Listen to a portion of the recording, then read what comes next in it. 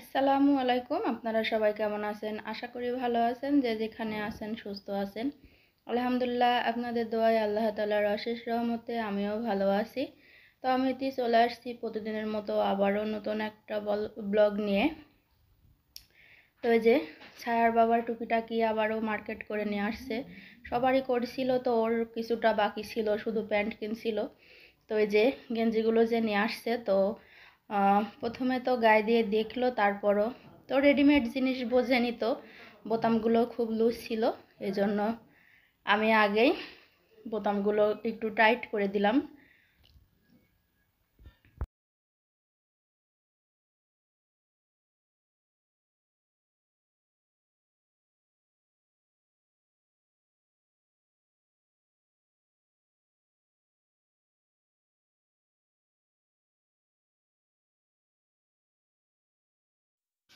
তো এই যে বিছনাগুলি গুছায়ে একদিকে গুছাচ্ছে, আর একদিকে আমার তানভীর তো খুবই জ্বালায়, দেখেনি আপনারা, ও অনেক দুষ্টু।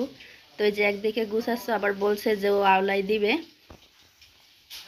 তো যাই হোক, মেয়েদের সকাল থেকে যা কাজ শুরু হয় কাজগুলো সেরে, তো এবার স্যার বাবা এখানে যাচ্ছে ঈদের জন্য, কিছু বাজার বাকি আছে। তো সেমাই তো আগেই নিয়ে আসছিল আপনাদের ভাই বগুড়া থেকে। তো এবার যা বাদ বাকি আছে, তো সকালবেলা বলতেছিল যে দাও এগুলো করে আনি।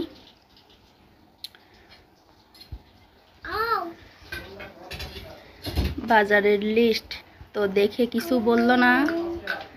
ও বাজার করতেই গেল, দিকে তানভীরও 5 লাগতেছিল, তো বাজার করে নিয়ে চলেও আসছে। আবার বেশি কিছু কেনা লাগে নাই, যা সংসারের আগের থেকেই আমি কিছু কিছু করে কিনে রাখছি, তো থাকেই ওইগুলো যে মাসের বাজার।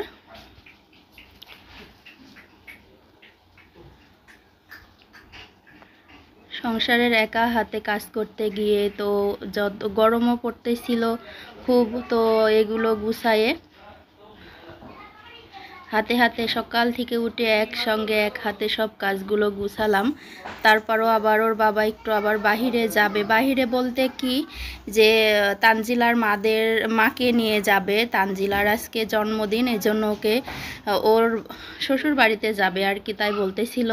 তো এই জন্য আমি তাড়াতাড়ি সব কাজ গুছায়ে ওর বাবার আর কি সব কিছু এগিয়ে দিলাম।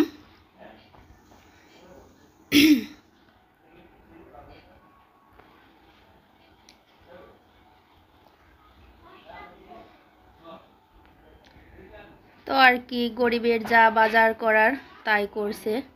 আপনারা দেখে কেমন লাগলো সেটা জানাবেন।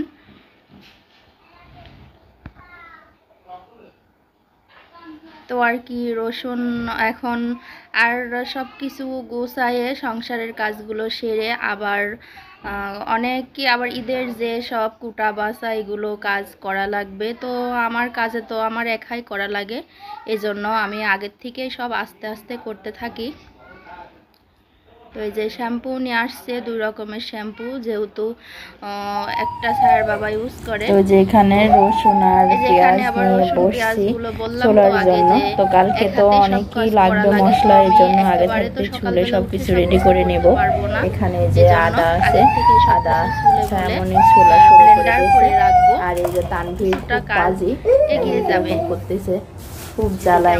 ওর একটু জ্বর আসছে, শরীরটা অতটা ভালো নাই, ভালো ছিল না, রাত থেকে জ্বর।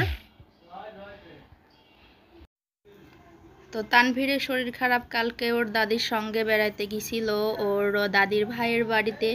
তো ওখানে যে না মনে হয় একটু গরম লাগছে, এজন্য রাত থেকে বমি করতেছিল, 2-1 বার পায়খানা করছে। তো গার মধ্যে একটু জ্বরও ছিল, ওকে নিয়ে কাজ করার একটু সমস্যাই হয়, যেহেতু বাচ্চাদের শরীর খারাপ থাকলে মাদের অনেক জ্বালা হয়, কাজ করার একটু সমস্যাই হয়। তারপরও ওকে নিয়ে আমি খুব কষ্টে কাজগুলো সারলাম। তারপরে তো আবার আজকে যেহেতু শেষ রোজা, বিকেলের রান্না শুরু। তো শুরুতেই মনটা খারাপ ছিল একটুখানি। তো আমার আব্বাকে আসতে বলেছিলাম যে আব্বা আজকে হলো শেষ ইফতারি, তো ডাকছিলাম যে ভাই ছেলেকে নিয়ে আসতে, তো আমার আব্বা আসে নাই, এজন্য ভালোও লাগে নাই, বেশি কিছু আজকে করবও না। আর খাবার বেশি লোকও নাইকো ইফতারি করা, যেহেতু আপনার ভাইয়াও বাসায় নেই, তো এই জন্য আজকে সব কিছু অল্প অল্পই করব। আর রান্নার জন্য যেহেতু আজকে শেষ রোজা, তো আর তো সেহেরির জন্য কিছু রান্না করাও লাগবে না, এই জন্য আমি আজকে সন্ধ্যায় খুব হালকা পাতলা রান্না করব, শুধু করলা ভাজি আর হালকা একটু মাছ ভুনা করব। তো প্রথমে আগে আমি আজকে অল্প সামান্য একটুখানি ইফতারি বানাবো, শুধু পেঁয়াজি আর ছোলা। যেহেতু আগেই তো বলছি যে ইফতারি করার মতো বেশি একটা লোক নাই, শুধু আমার শাশুড়ি, আমি আর ছায়া, আপনার ভাই তো নাই। তো আজকে হলো আপনার ভাই তানজিলাদের বাসায় ইফতারি করবে, যেহেতু গেছে ওখানে সবাই মিলে। তো আর কি, যেহেতু আজকে শেষ রোজা, তো আজকের এটা আপনাদের সঙ্গে হালকা পাতলাভাবে হলেও শেয়ার করলাম, যেহেতু আর তো কাল থেকে আর করব না, সারাদিনের যে টুকিটাকি কাজ সেগুলোই আপনাদের সঙ্গে আর কি শেয়ার করা হবে। আর কালকে তো যাই হোক ঈদ, সবাইকে ঈদ মোবারক। কাল সকাল থেকে যা হবে সেটা আবার আপনাদের সঙ্গে শেয়ার করব।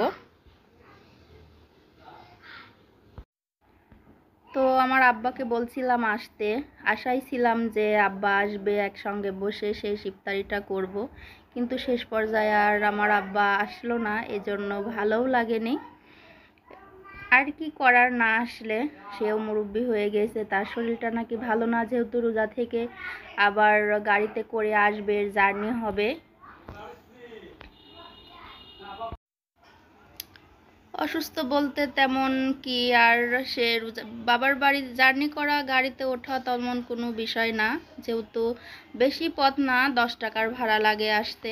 তারপরও সে মুরব্বি হয়ে গেছে, যেহেতু আমার বাবা একটু অসুস্থ, আজ 5 বছর ধরে। তানভীর হওয়ার পর থেকে বাবার কি যে হলো অসুখ, আর অনেক ডাক্তার দেখাইছে, তো ভালো হয় না। আর কি করার, সে ছোটোর থেকে অনেক খাটনি করছে, যেহেতু আপনারা হয়তো বা বললে চিনবেন যে সে কাজ করতো হলো সোয়া মেশিনের, যে কাঠ ফাড়াই করতো আর কি। তো এখন আর তো সে করতে পারে না, না আসলে কিছু করার নেই। আমি মধ্যে একটা ইয়ে করা লাগে আর কি, তো নিজেকেই বোঝালাম না আসতে পারলে তো মেয়েরা যখন পড়ার বাড়িতে যায়, তখন কিন্তু পড়ার বাবা মাকে আপন করে নেওয়া লাগে, বাবা বলেই ডাকা লাগে। ওই যে তানভীর তোর বাবার গাড়ি যখন যায়, তখন তো ওঠার জন্য খুবই বায়না করে নেই। ভাই হলো এখন সবাই রওনা দিবে।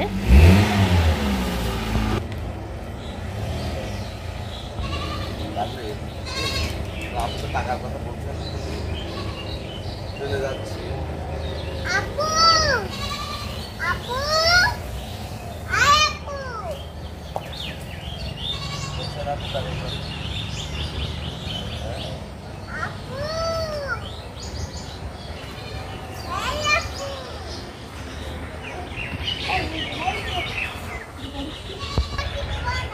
নামে আসো।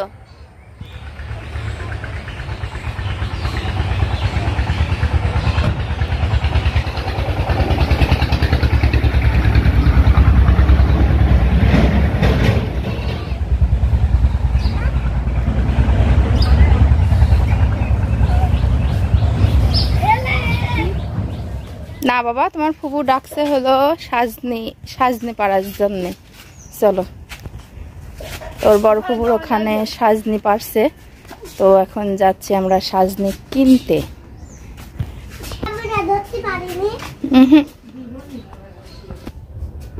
এখানে প্রচুর রোদ, আর রোদের মধ্যে এখানে রিয়াদ হলো ফুল গাছ লাগাই ফেলছে, এগুলো ঘাস ফুল না কি যেন বলে, যাই হোক চিরিকুটা ফুল আছে, ঘাস ফুল আছে, গোলাপের গাছ আছে, তো যা লাগাইছে বেশ ভালো হয়েছে, এখানে রোদ পাই তো অনেক সুন্দর হয়েছে, ফুলগুলো কিছুটা কিছু ফুটছে সকালবেলা, আর বেশি ভালো লাগে দেখতে। তো ওই যে এখানে আরো অনেক বড় একটা হলো গোলাপ ফুলের গাছ, তো অনেক গোলাপ ধরেছিল, আবার ঝরেও গেছে, তো এই যে কিছু কিছু করেও আসছে, আবার ফুল ফুটলেই কিন্তু গাছের মানান, গাছটা বেশ সুন্দর দেখা যায়।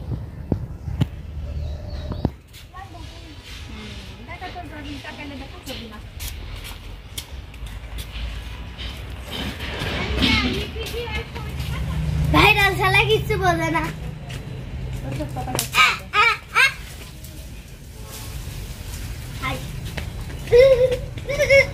এটা মুশি মারে বাদ দি।